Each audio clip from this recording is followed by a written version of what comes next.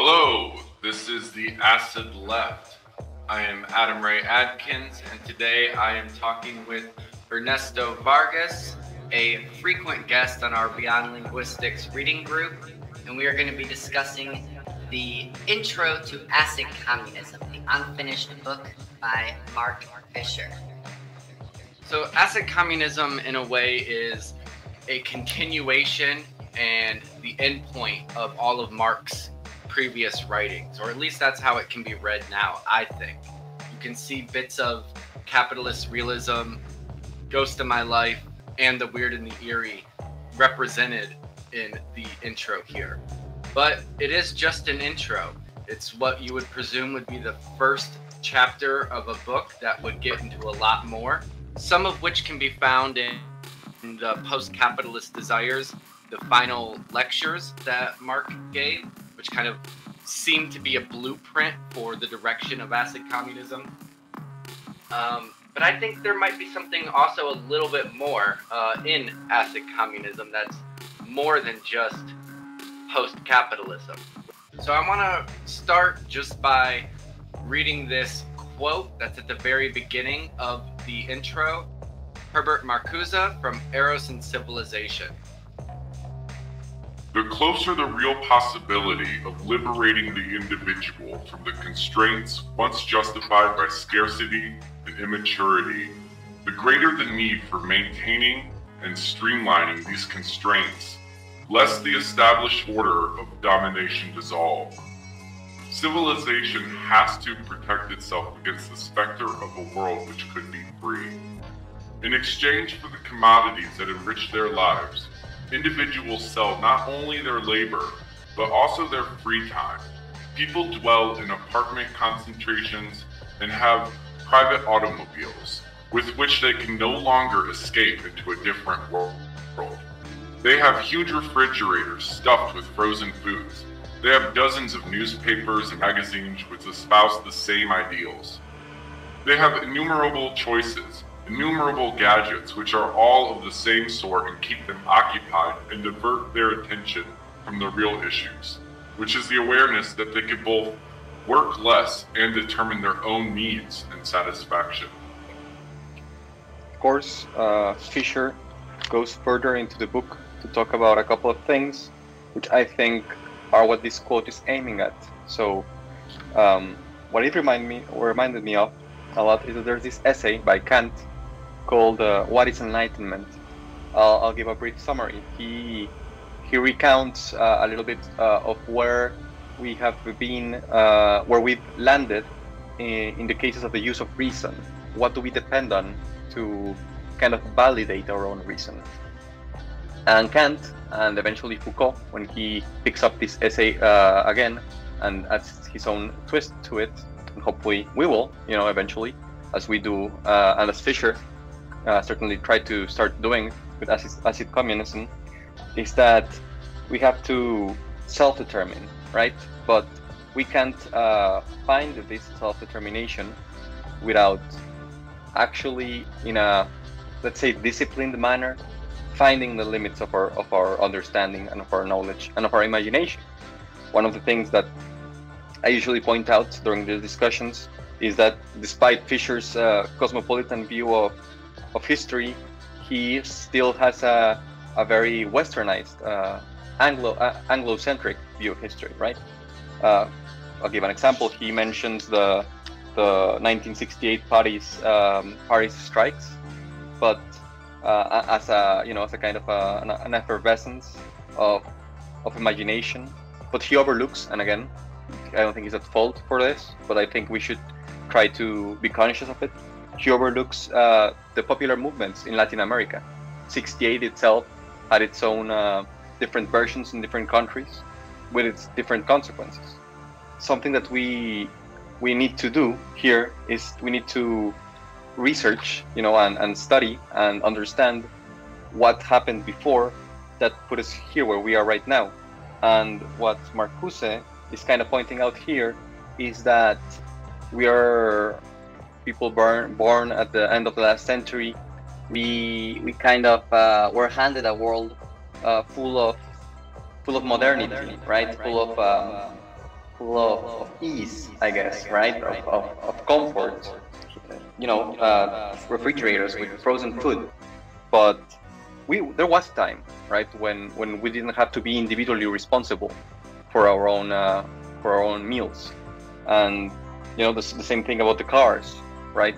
And of course, I made a meme about this. We have the quote, of course: civilization has to protect itself against the specter of a world which could be free. And we have two different images overimposed one over the other. On the left side, we have a park bench, and on the right side, we have the famous homeless spikes, right? And here's just a reminder that every day civilization quote unquote, is fighting tooth and nail to make us forget that freedom is right at the reach of our hand. We can lay down anywhere, we can rest anywhere, but there's always a concerted effort to stop us from believing that. Fisher absolutely has a Eurocentric and even like a British and European-centric view of the world.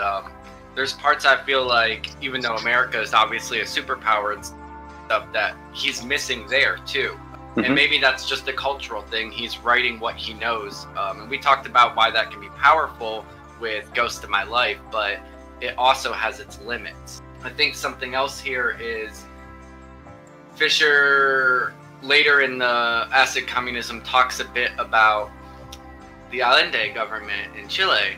He never goes into it. I've seen him mention it several times, and I don't mean to sound overly critical here, but it's almost like a fetish object for this type of left accelerationism. And I want to include myself there too. I feel it's deeply inspiring. Yeah, I could not give you the nitty-gritty of what was going on in Chile. I could not explain cybersyn to someone in a real sense. And so I think that is a fault and something that we do need to push through. Just like connecting with those countercultural movements, we need to, maybe more importantly, connect and dig up the non-Soviet socialist experiments, many of which were from Latin America. We have a very global north view of the world most of the time. Yeah, which I think, of course, we should criticize, but I think that the most important thing here is that we can't let this criticism lead us in a way that, we conclude that, Fisher doesn't know what he's talking about, so we shouldn't read him. I mean, of course, that's not what we're about, right, in this project, but I'm just reiterating this here because, and again, to go back to Kant's essay, he points out that before the Enlightenment, we had depended way too much on, well, again, to even echo a Maoist tenet here, we rely too much on book worship, right? What I mean here is that if it's not in a book, if it wasn't written or said or thought by somebody else before me, then, it might as well not be true. We have to contend with the limits of Fisher's thought, which I think limits that even led to his early demise. So it's something that's very serious. But we have to see how we, individually, me, myself, and, whoever's listening to this, how we individually piece ourselves, or how we connect, right? Or how we ourselves fill in the blanks, right? And again, to bring it back to Kant, his whole point about books and our attitude towards books and to scholasticism and in general, to authority, religious, monarchic authority and so on, is not so much that we should outright disobey them because of the limits of their thought, but rather we should criticize their thought, right? Criticize it both openly and privately, right? There's a little bit of a distinction, which I think we shouldn't get into here, but people should. I will again recommend people to read the essay. It's very short. What is Enlightenment? And Kant outlines the different ways in which we should use reason. My point here is that we should not be afraid of of continuously trying to improve these ideas. We might not. I'm a Latin American, and I also can't explain to you what cyber's and what the nitty gritty of it is. That's true, but it can be an idealistic goal, right? It can be a kind of a northern star, which just very abstractly guides our thought, but it guides it in a way that forces us or compels us to try to come up with an actual rational explanation or rational plan, which pushes our own limits. Because I mean, people will be watching us and they'll be thinking, oh, okay, but what does this guy know about Pakistan, right, or about Africa? And we don't know, and we might not know. We might die before knowing. But that doesn't mean that we're wrong, but rather we were just we weren't afraid, and we weren't afraid to put ourselves and our reason out there and see where that takes us. One of the ways that, so you spoke of maybe the Chilean experiment being a North Star of sorts, and something that works on this ideological level. One of the things I find interesting about this essay, or this intro, is that in the beginning he kind of flips some stuff, almost in a Zizekian style, but to make it more positive. It says, maybe we aren't anti-capitalist, but capitalism is anti the red plenty, which is what he refers to as this idea of luxury communism, the idea of collective good for all, which, it has like this weird dissonance to it, but that's also kind of the purpose, just like the name Acid Communism. So the red plenty stands for a different style of decadence, a different style of pleasure and abundance that we're not used to. So by saying that, he's almost kind of pushing forward the narrative that no, there's an active project against the emergence of this thing that is coming. And I think that's important for Fisher later in his work, especially, is trying to frame this upcoming moment, communism or whatever, as something that is already there, that is emerging, that's struggling whether or not. And so not to say that we are against capitalism, but capitalism is against us and against the thing that would allow us to flourish. What do you think of that as a strategy? Yeah, I think it's very accurate, because even Zizek himself, again, going back to the flourish, he says that we have to realize that these attempts at, let's say, implementing socialism, or however you want to call it, right? I think there's hours of debate about how we even call these things, but my point here is that these attempts might have failed and might have even been wrong-headed.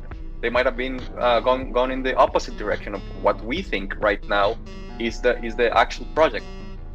But Zizek's point is that we can't stop trying to revindicate them, right? Trying to kind of rescue whatever's worth rescuing from them. That this whole don't throw the baby out with the bathwater and whatnot. And what I'm saying here is that even if these projects were counterintuitive or far from our current aspirations, they still had a certain historical necessity to them. And if we want to claim and exercise our own role in historical necessity, we have to study these movements, and we have to go back to the past, and we have to be constantly rewriting it. Actually, what you said really reminded me of something. I believe it's in the Parallax View by Zizek. He makes a case for, he says, maybe we should throw out the baby, but keep the bathwater. In another one of those, like, sure, Zizekian reversals. Yeah. Thinking about it, though, that's kind of what Fisher is saying in this, like... Look at this confluence of social forces that was alive in the late 60s and early 70s that believed a radically better future was just around the corner. And of course, we know this revolution did not happen, but we dismiss the very things that led to that confluence rather than dismissing the outcome itself. So, like, we shouldn't dismiss workers revolution in Russia just because we don't like Stalinism. We should not dismiss the late 60s and early 70s countercultures because we think Whole Foods is a scam. Yeah, precisely. Yeah. You know, going back to the bath, right? Instead of the baby. So, you know, so Fisher, he points out, right, certain aspects of the 60s and 70s movements, right? And what I was thinking of the bathwater when I was reading this. I was thinking, okay, here's the baby, right? The baby is all of the global North's concerted efforts to do this and that and whatsoever. But when you look, for example, at Mexico and what was happening in the 70s, what happened is that after our 68, we of course failed, right? In Mexico, we had the Tlatelolco massacre, where about 1,500, you know, give or take, students were killed by the government. I think that, you know, popularly it said that you could hear gunfire for about an hour and a half, right? Anyway, moving past that, that was, of course, a total tactical failure, right? But afterwards, Mexico and Mexican youth and the Mexican left was highly energized, and they moved to unions, right, and to just way different ways of organizing. And what the government did is that they started something called the dirty war, la guerra sucia. And this guerra sucia was an outright, it was, you know, an outright, you know, the drug war going on right now, right, where they're killing the drug dealers, right, the army is going out, and actually that was what was going on during the 70s, but against journalists. Like journalists, we would be a journalist and you would be going home and the government would just pick you up and you would disappear. And that's it. And that happened for years here in Mexico. And if you look at the state of the left in Mexico right now, it's deeply impoverished. It's shameful, right? It's highly neoliberalized, but you can't perform a diagnosis and try to prescribe some sort of solution to the current state of the left if you don't take into account its history and the steps that took it to be where it is. I think Fisher constantly says that, of course not about Mexico, but about his own left, right? He constantly, like through Ghosts of My Life, I found it, you know, highly irrelevant to my own life, right? I'm like, I don't care about what the BBC was showing here and there and whatever. But it gave me a much deeper understanding of the texture, right? Of the current thought of the left, right? Where it is, how it got there. At least, you know, the British left or whatever. Or maybe the European left, you know, it could have been a bit of a mishmash. But what I'm saying here is that if I want to understand where this or that country is, and, you know, one of my memes makes a reference, it says here, the past is so much safer, observes one of the narrators of Margaret Atwood's dystopian satire, The Heart Goes Last, because whatever's in it has already happened. It can't be changed. So in a way, there's nothing to dread. And then Fisher here adds, despite what Atwood narrators thinks, the past hasn't already happened. The past has to be continually re-narrated, and the political point of reactionary narratives is to suppress the potential which still awaits, ready to be reawakened in other moments. And for sure. So, you know, my meme was a bit ironic, I guess, because I made it about Bin Laden. I added the picture from the 1970s when he was hailed as a revolutionary hero, right, against the Soviets. I wanted to add a screenshot of Rambo, right? You know, Rambo 3. This film is dedicated to the brave fighters of the Mujahideen and whatnot. But I just added the 1970s newspaper clipping and then the Times cover where it says "Rot in Hell," right? And you know, the same people writing it. Right. But yeah. You know, you say it's a bit ironic, and I see that, but also because of the news of recent, I have seen my timeline has been full of people trying to recontextualize the history of the Taliban, you know, in all sorts of directions right now. So you see that there is right now, because of a new event, a need to really focus and try to claim a narrative that, you know, will go forward to establish what today is. You know, they're trying to say, you know, and this is, I'm not trying to get into what it is. It's about like freedom fighters, CIA, you know, props. This was always the plan. No, this is terrible. All of it is being hashed out once again, and it's the argument that goes back to the 70s. So the past is still there. I wanted to go on now to this bit about Foucault that he brings up. So this will go with my meme. I tried to condense this whole section into my meme, so I'll read out the larger section that it comes from. It starts with this quote from Foucault.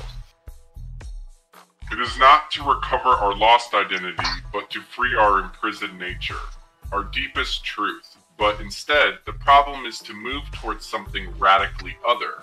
The center then seems to still be found in Marx's phrase, man produces man. For me, what must be produced is not man identical to himself, exactly as nature would have designed him or according to his essence. On the contrary, we must produce something that doesn't yet exist and about which we cannot know what it will be. And then Mark goes on to say, in a commentary on Foucault's text, Michael Hart has argued that the, quote, positive content of communism, which corresponds to the abolition of private property, is the autonomous production of humanity. A new seeing, a new hearing, a new thinking. And that's what Fisher says acid communism is. It is that promise of a new seeing, a new hearing, a new loving. And that promise can be found in certain things that he goes on to talk about.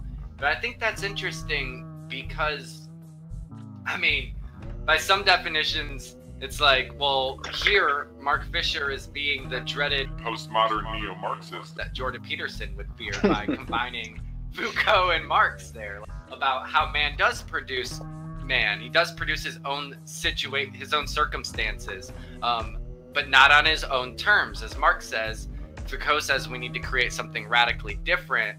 So there, I can only read that together by thinking of Fisher's focus on class consciousness and group consciousness.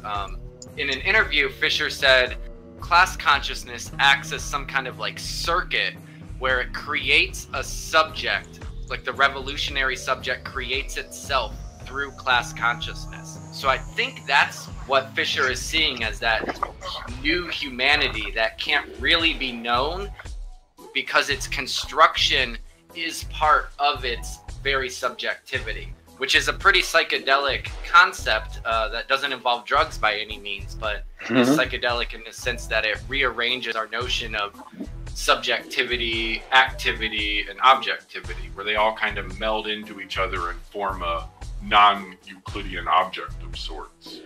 So I guess I wanted to know your thoughts on that Foucault quote, and if you think I'm reading it correctly with that needing of the element of class consciousness in it. Yeah, I think so. You know, I think it's a great coincidence that I brought up the Kant essay in the past, because it lands perfectly there. Again, as I mentioned for a moment, Foucault has his own version of the essay. It's called, again, What is Enlightenment? And again, and again, and again, and again. I recommend to the audience to pick it up and to read it. It's super short. They can read both essays very quickly. And my point of why I keep insisting about this is that, I mean, it was the 1800s, right? And Kant, already back then, he was making already these appeals to psychedelics, in the sense that he was saying that if we submit our reason to a superior reason, right, to something that we intend as a you know, as sort of a master signifier to bring a bit of a Lacan here into the fore. What we're really doing is we're just settling ourselves as subjects, as subjects of another consciousness, right? You know, a bit like what Hegel criticizes when he talks about self-knowing. Where I'm going here, and what I think Fisher is very adamant about, and what I think Peterson is so afraid of, is just thinking for ourselves. There's nothing wrong with reading the Bible, but also criticizing the Bible. Right? We can't just read texts and take them as law. Texts are just products of consciousness, and they were made by people like us. And if we want to become people like them, we have to not just read them and follow them to the letter of the law, but rather we have to innovate on them. We have to think about them. And just to add a little bit more of Marx to the discussion, I'm just going to quote from the 18th Brumaire, right? The 18th Brumaire of Louis Bonaparte, where Marx kind of makes a historical analysis of the conditions that created the possibility of the coup d'état, where Louis Bonaparte became the dictator of France for a while. He says, men make their own history, but they do not make it as they please. They do not make it under self-selected circumstances, but under circumstances existing already, given and transmitted from the past. The tradition of all dead generations weighs like a nightmare on the brains of the living, and just as they seem to be occupied with revolutionizing themselves and things, creating something that did not exist before, precisely in such epochs of revolutionary crisis, they anxiously conjure up the spirits of the past to their service, borrowing from them names, battle slogans, and costumes in order to present this new scene in world history in time-honored disguise and borrowed language. I think that's what I took Foucault to be referring to there as well. Right. So I think maybe the language is a little bit off, but to me, that's what I thought he was referring to. That and this idea of a socialist or fully communist society would be self-conscious in a way that it's producing something beyond itself that it seeks to produce and seeks to be part of, which we are unable to do as of yet. We haven't reached that full ability. So I wanted to ask if you wanted to comment on your meme that has Kant in it. It actually leads perfectly with what you just said. So I'm going to read the text. So before I comment on the meme, Fisher is talking about altered states of consciousness and psychedelics. He says, yet the claim that altered states of consciousness took you a million miles from reality was question-begging. It foreclosed the idea that altered states of consciousness could offer a perception of the systems of power, exploitation, and ritual that was more, not less, lucid than ordinary consciousness. In the 60s, when consciousness was increasingly besieged by the fantasies and images of advertising and capitalist spectacle, how solid was the reality, quote-unquote, from which psychedelic states fled in any case? Wasn't the state of consciousness susceptible to spectacle more like somnambulance than alertness or awareness? And again, here, bringing it back to Kant, his whole critique here is that if we want to pretend to be awake, right, or enlightened or whatever, we can't be subject in our role as subjects. We can't just be fed, right? We can't just be an empty receptacle where things go in and then things go out and whatnot. We have to be a crucible of sorts, right? A forge. And again, to quote the meme again, the Kant meme. Says, isn't the state of consciousness susceptible to spectacle, more like somnambulance than alertness or awareness? And again, what I'm trying to say here is that we have to be aware of limits, to mention Foucault and his epistemes, his concept of epistemes. We have to be aware of the limits of our reasoning. If we aren't brave enough, I guess, to, in a way, experiment. Again, this experiment doesn't have to mean take drugs, right? It means think through, right? Think past and think beyond, right? That's what it means. And at least that's my take of. I mean, of course, sure, you can see acid communism as, taking LSD and then thinking about stuff. That's fine, right? But at least for me, the concept of acid communism, and at least the idea of acid, is something that corrodes something else, right? Acid by itself, right? Like if I had acid in a cup, just by itself, what does it do? Nothing, right? The point of at least acid communism is that there has to be a whole breadth of knowledge, right? Things that are taken for granted, right? Understood as universal, and we have to reappropriate them, right? We have to make them our own we have to, in a way, probably as Peterson fears, we have to defile them. Right, we have to defile them with acid. But we have to create something else, right? It can't just be destruction. It has to be, it has to be disassembled, right? And these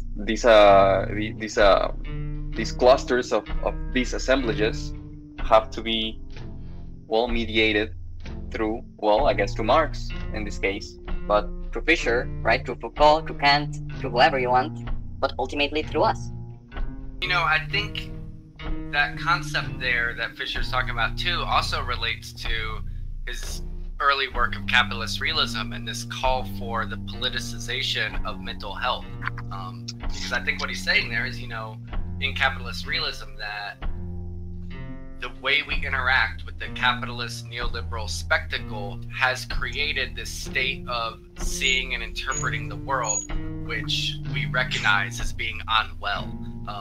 This type of ever-present depression and anxiety that many people experience, especially the more they interact in a performative stage through social medias. You know, that's a type of bad trip, as it were.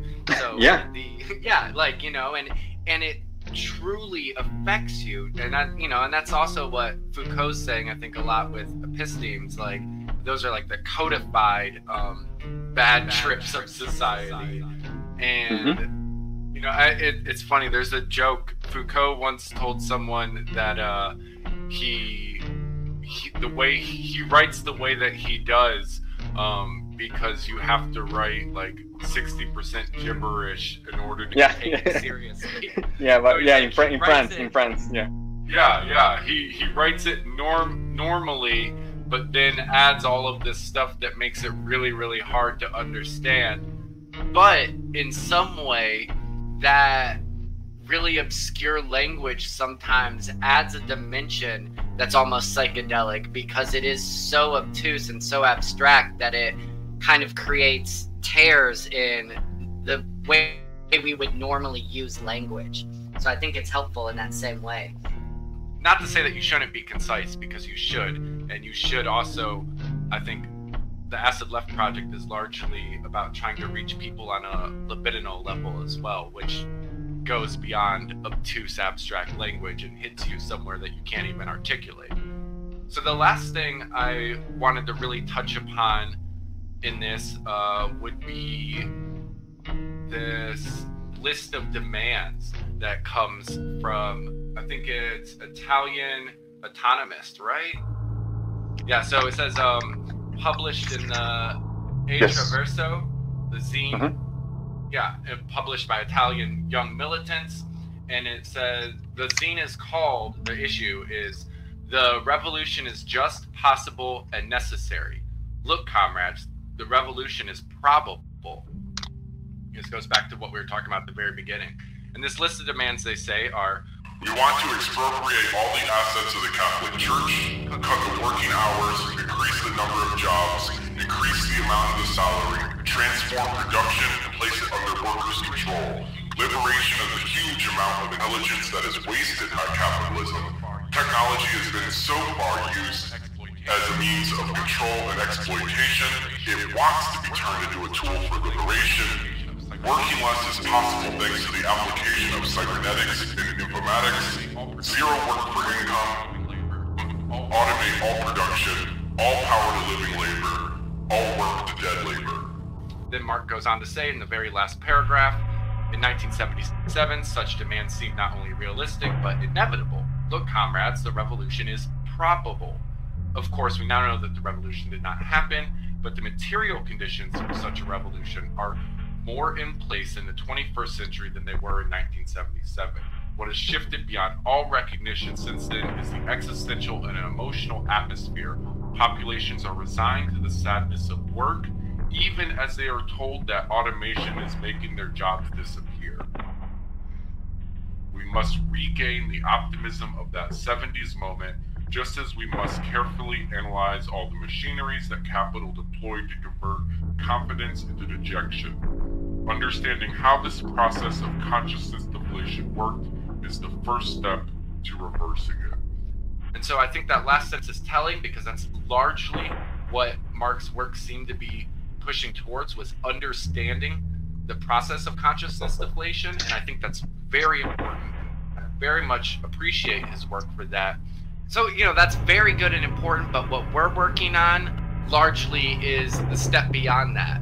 We should understand those processes of consciousness deflation, but we should be working towards consciousness inflation, consciousness raising. Given that, And I think this is true, that those conditions are more possible now than they were before, but that they seem less likely. I wanted to go through this list of demands and see what we think of them, and then how we go from just understanding the consciousness deflation into actually creating consciousness raising. I would say it's very much relevant, yeah. Remember, the Catholic Church is massive outside of the United States.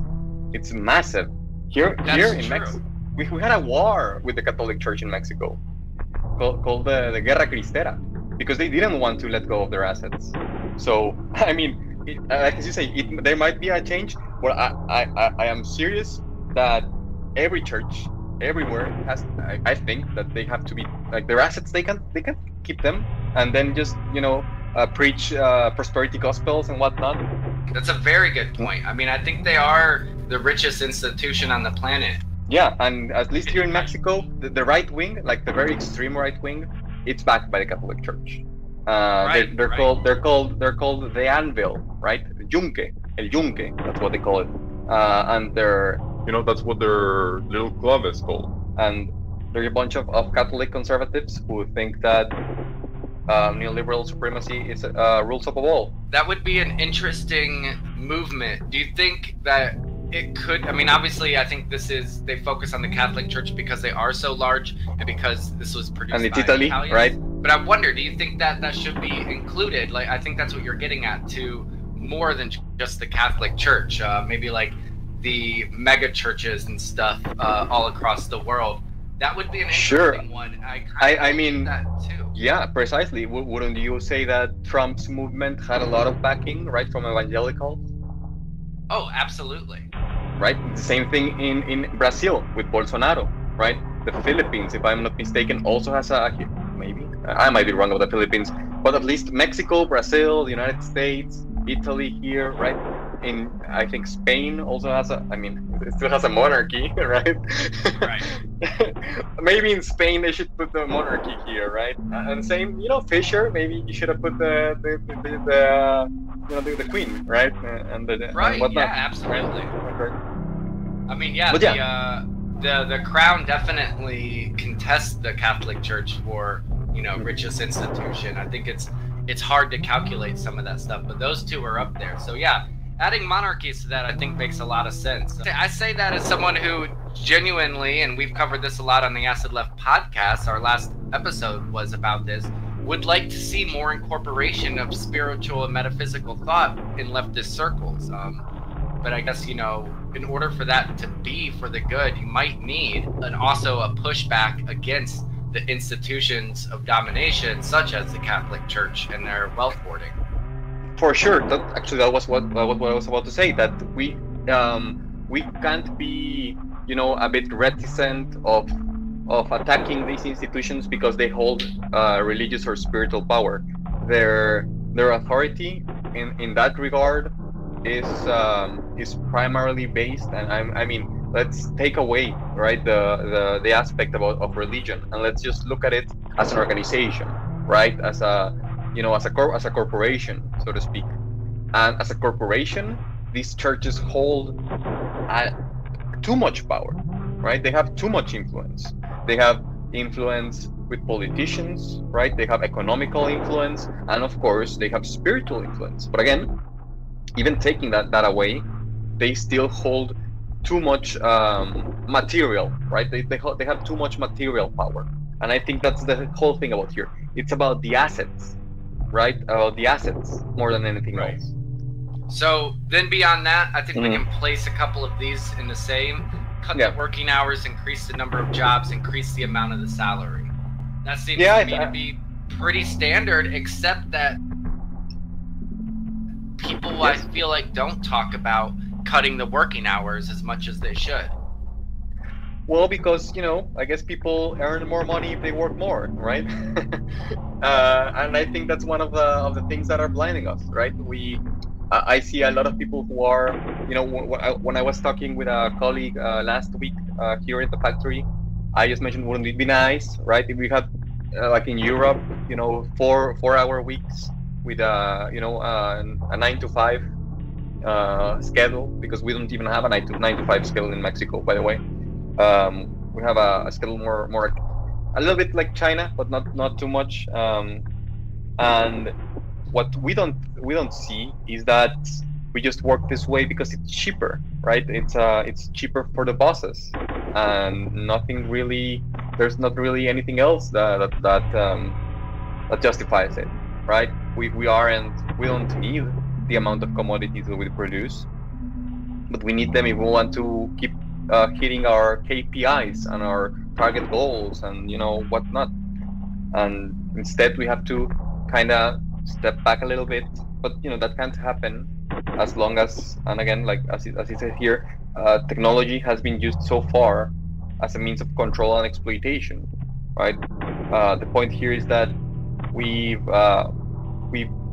liberation of the huge amount of intelligence. I think we should I want to bring the next three into the conversation, Anthony, if that's right. Yeah, please. So he says, transform production and place it under workers' control. Liberation of the huge amount of intelligence that is wasted by capitalism. And technology has been used so far as a means of control and exploitation. So one of the things that when I'm speculating with my colleagues here, we think about, okay, so how do we make a cooperative in Mexico, right? How do we run a manufacturing in Mexico by the workers?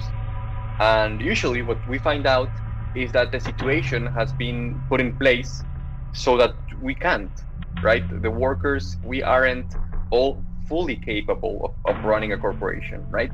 We need assessment from outside the country. Sometimes we need assessment from the professional managerial class. And while a lot of the members of the PMC are part of the proletariat, there is a lot of bourgeoisie in it, and they will and constantly will update the ways in which we manage corporations, in which we manage work, so that it becomes even more and more impossible for us to deal with it. For example, we at the factory where I work at, we've been picking up international clients, and it's been going great for everybody because we're getting paid more, which is nice, right? But one of the problems we're facing is that we have to implement a lot of standardization, right? We have to go through the ISO 9001 program, right, and standardize all operations. And it turns out that there are workers here in the factory who can't do that. By that I mean, let's say I'll give you an example. Let's say I have to operate a machine that makes pallets, right?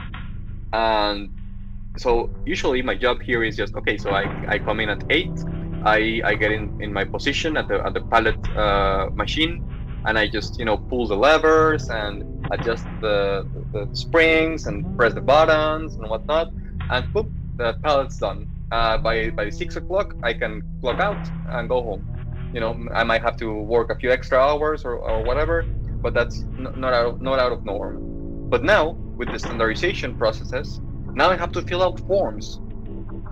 And where does that leave me? Not me personally, but what does that leave me as a worker, right? As an imaginary worker who can't, for example, who never finished primary school, right? Who doesn't actually know how to read and write. How do I move forward in a corporation that's trying to internationalize? And it's not, this can't be laid at the workers' feet, right? This can't be an individual problem. Instead, if you look at it, you can realize that this is an institutional problem, right? A national problem, an international problem even, because this all stems from the implementation of the North American Free Trade Agreement, right, NAFTA, where we opened our borders to clients from outside Mexico, which we already had, of course, whatever. But what I'm saying here is that the nature of the deals that go on with them is much different now. They can have corporations here in Mexico. They can, but not pay taxes or not pay as much taxes. And what they usually do is, and what's happened is that because of the drug war and because of the different reforms that happened here, a great thing to recommend to the audience is to read up on lawfare. That's law as in leyes, lawfare as in warfare, but law. And what I'm talking about here is that changes in the legislation of a particular country that create economical disturbances. And in the case of Mexico, we used to have something that internationally was touted as Agrarian Socialism. We had the implementation of ejidos, of a system where communities could collectively own different farms, right? Like farms of trees or fruit or vegetables or whatever.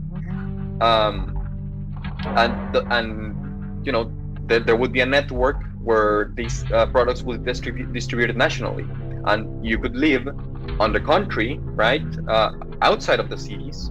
And Fisher even talks about that. He talks about going from the old country and fighting for a job. That happened here in Mexico, but it happened later, right? It happened a couple of decades later, specifically because of these laws that were implemented. And right now we're in a position where a lot of people who didn't need or didn't want or didn't care for high education or whatever are now in a position where if they don't take up this education, which they can't keep their jobs, and that's just not fair. And I'm sure this same thing happened maybe a couple of decades ago in Great Britain or in the global north in general, but now we are seeing it here in Mexico. And if we don't want to live with the consequences of that, we need to follow what in the 70s was being said by the Italian communists, right? We have to work harder, not literally work, but what I mean. We have to be aware of the conditions in which we've been thrust upon, and try to learn from the history of other people who have been thrown into the same conditions, and try not to make the same mistakes, right? Because Zizek himself warns against this, right? He says, I don't see a possibility of any kind of communism except Chinese communism. And he's not advocating for Chinese communism. He's just saying that there's no actual articulated alternative. There are no countries who are pushing, or there are no international associations trying to push for this. And again, this isn't like trying to blame people for not being able to do this, but rather recognizing the fact that it's on us. It's our responsibility to create those institutions and to create those alternatives. And while these demands, right, as you say, they are very specific to their times, we might want to articulate our own demands for our times and see where that takes us. I think at least the ones that I put in my meme, which are the very last ones, right? The zero work for income, automate all production, all power to living labor, and all work to live labor. I think those are even more possible today. I think these machines that I was talking about earlier, they are on their way of being automated. But if that automation means that I'm gonna get kicked out of my job because I can't fill out the forms for operating the machine, well, that doesn't make any sense at all. I agree with you completely, especially there at the end. But I think what the people that would reject this, that are scared of it, that get scared of automation, both from the right and maybe even from the left, fear that it won't be accompanied by this type of demand. This is a very positive vision of automation that they present. It's funny to focus so much on Zizek here because it's something that Fisher's kind of getting away from maybe in some of these essays, but Zizek sometimes has nuggets that I think he himself doesn't even realize how they can apply. And it's this notion that he talks about sometimes that if you're gonna break some eggs, you might as well make an omelet. And that's like a stupid phrase. If you're gonna make an omelet, you have to break some eggs. Like that kind of justifies violence. And he's saying if there's violence coming, being in the form of systemic change, automation will rip through what we know of the working class, then we should make an omelet. And the omelet there would be some form of automated socialism that takes in cybernetics and informatics into actually creating better conditions for people. So not allowing that wealth generated by automation to become privatized. And I think that is part of our need right now, is to incorporate that demand positively. And that's not to bank on automation, to say that, oh, this will save us. There's other things that we could do, absolutely, and automation alone won't save us. But if it's coming, it should be used for the betterment. And I think that's how we could view a lot of these things, is by looking at the potential disasters that seem like they're on their way. Instead of sitting in bed all day and, you know, being a doomer about it, we have to figure out how those can be used to our advantage, and not in the cynical way, also like the neoliberal way of never letting a disaster go to waste, or whatever that quote is. But saying, no, let's not let the disaster be a disaster. Let's rewrite the very thing that this disaster will bring about. Like, sure, automation's coming, but you get to work less and actually make more money for it. Yeah. Which isn't even full communism. No. But it's a vision of a much better future that would allow something even more to grow from it. It would strip away the individual misery that has been ingrained in us, especially for the past 40 years. Yeah, and I think that the word choice, by the way, for the title of the little poem, perfect, because I mean the revolution is probable, right? Not here, right? Not certain, not or cancelled. No, it's probable, right? Could be. There could be a revolution. Right. Well, I think that was a good talk. There's, you know, for a short essay, there was a lot that we skipped over that we could have gone into, but I think that's what's good about it. And, you know, as sad as Fisher's passing is, to make an omelet of it, it is something that leaves you with the ability to create something out of this call for acid communism. It's unfinished, and it allows a wide variety of people to approach this and bring out something different. So I'm gonna head us out with a song that I created, which is kind of like a summary. It's like it's this essay but made into a musical piece.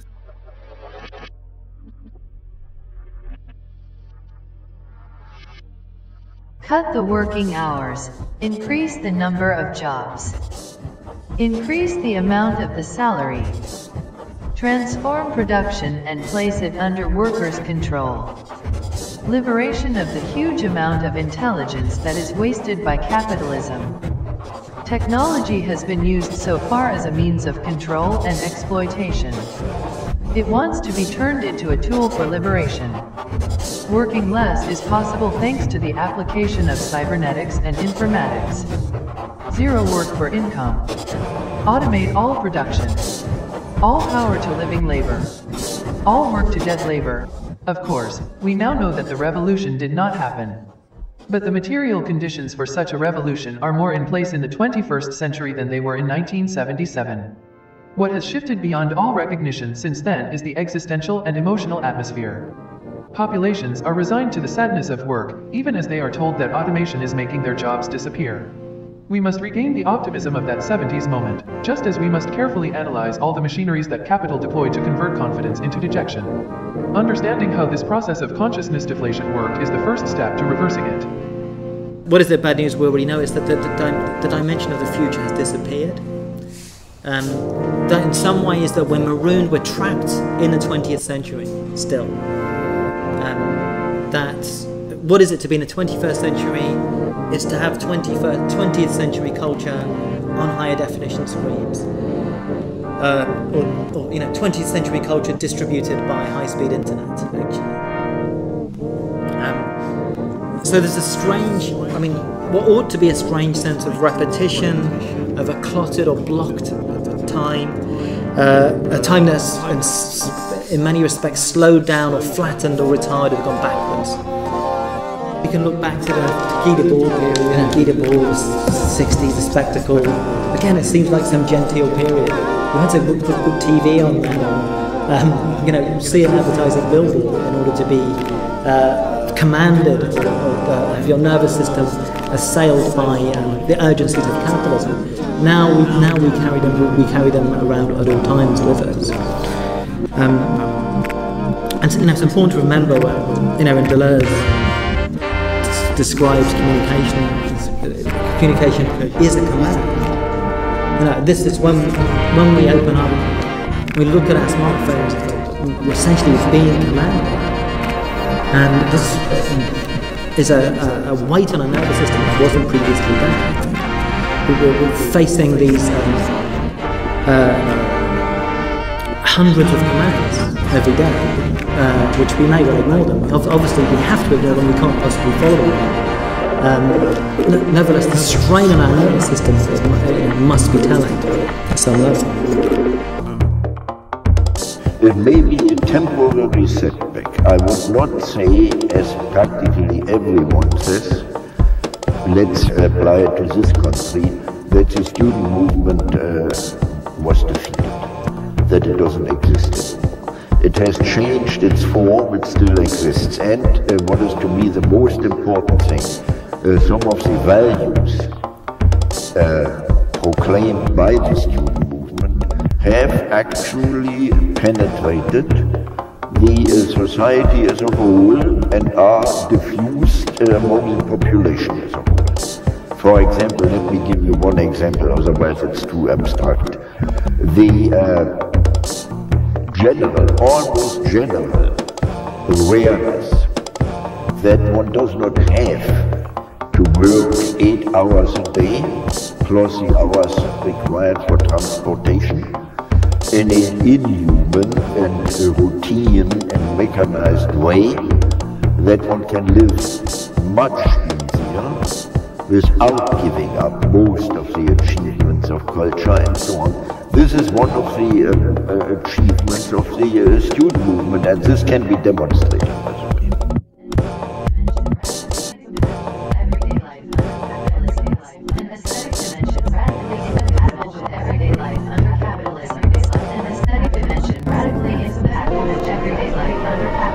All its carnivalesque departures from everyday reality, however, this is no remote utopia.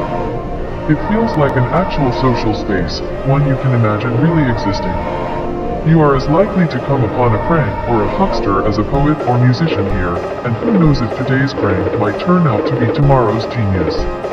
It is also an egalitarian and democratic space, and a certain affect presides over everything.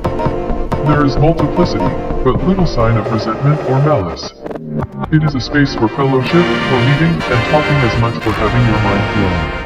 The crucial defining feature of the psychedelic is the question of consciousness and its relationship to what is experienced as reality.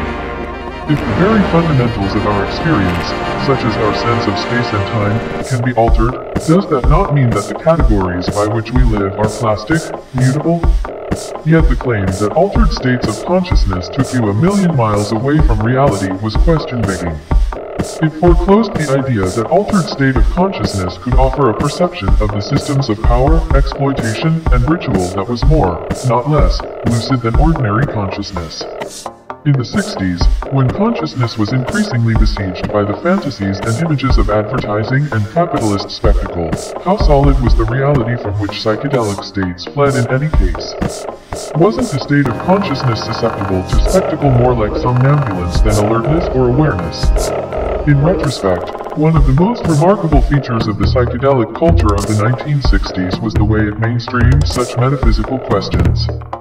Experiments with consciousness were now in principle open to anyone. Despite all the mysticism and pseudo-spiritualism which has always hung over psychedelic culture, there was actually a demystificatory and materialist dimension to this. Widespread experiments with consciousness promised nothing less than a democratization of neurology itself, a newly widespread awareness of the brain's role in producing what was experienced as reality. Those on acid trips were externally seeing the workings of their own brain, and potentially learning to use their brains differently. Yet psychedelic experiences were not confined to those who had taken drugs. Rather than invoking an actually existent past and comparing it with the present, I think the point from which we can criticize the current moment, the point at which it can be found wanting, is in terms of the futures that were projected from the 20th century, not the actually existing past. That it's the shocking difference between what we thought might have happened and what actually has happened. On one level, the 60s revolt was an impressive illustration of Lenin's remark that the capitalist will sell you the rope to hang him with. In the UK, Stuart Hall felt similar frustrations, with much of the existing left frustrations that were all the more intense in his case because he thought of himself as a socialist. But the socialism that Hall wanted, a socialism that could engage with the yearnings and dreamings that he heard in Miles Davis' music, was yet to be created, and its arrival was obstructed as much by figures from the left as from the right. The first obstructive figure of the left was the complacent steward of Cold War organized labor or social democracy, backward-looking, bureaucratic, resigned to the inevitability of capitalism, more interested in preserving the income and status of white men than in expanding the struggle to include. This figure is defined by compromise and eventual failure. The other figure, what I want to call the harsh Leninist superego, is defined by its absolute refusal of compromise. According to Freud, the superego is characterized by the quantitatively and qualitatively excessive nature of its demands. Whatever we do, it's never enough. The harsh Leninist superego mandates a militant ascesis. The militant will be single-mindedly dedicated to the revolutionary event, and unflinchingly committed to the means necessary to bring it about. The harsh Leninist superego is as indifferent to suffering as it is hostile to pleasure. Lenin's phobic response to music is instructive here. I can't listen to music too often. It affects your nerves, makes you want to say stupid nice things and stroke the heads of people who could create such beauty while living in this vile hell. While the complacent leaders of organized labor were invested in the status quo, the harsh Leninist superego stakes everything on a world absolutely different to this one. It was this post-revolutionary world which would redeem the Leninist, and it was from the perspective of this world that they judged themselves. In the meantime, it is legitimate and indeed necessary to cultivate an indifference towards current suffering. We can and must step over homeless people, because giving to charity only obstructs the coming of the revolution. But this revolution had little in common with the social and psychic revolution of almost inconceivable magnitude that Ellen Willis thought was seated in the counterculture's dreamings. The revolution, as she conceived of it, would at once be more immediate and would fundamentally concern how care and domestic arrangements were organized, and more far-reaching. The transformed world would be unimaginably stranger than anything Marxist-Leninism had projected. A counter-exorcism of the specter of a world which could be free. Acid communism is the name I have given to this specter. The concept of acid communism is a provocation and a promise. It is a joke of sorts, but one with very serious purpose. It points to something that, at one point, seemed inevitable, but which now appears impossible: the convergence of class consciousness, socialist feminist consciousness raising and psychedelic consciousness, the fusion of new social movements with a communist project, an unprecedented aestheticization of everyday life.